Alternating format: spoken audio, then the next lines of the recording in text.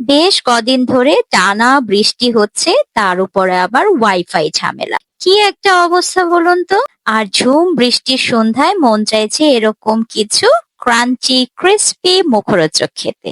কি আর করা, চলে গেলাম কিচেনে, যেয়ে ঝটপট বানিয়ে নিলাম। এই রেসিপিটা তো আমার চ্যানেলে অলরেডি কয়েকবার শেয়ার করা আছে, তারপরে যদি আপনাদের কারো লাগে অবশ্যই আমাকে কমেন্ট করবেন। উফ, এই টকটা যা মজা! আর ধনেপাতা, কাঁচামরিচ, পুদিনা পাতা সবকিছু ব্লেন্ড করে মেশানোর পরে এটার যা দুর্দান্ত একটা ফ্লেভার আসে না, কি বলবো। আমার তো মানে এডিটের এই ভিডিও দেখতে দেখতে জিভে জল চলে এসেছে।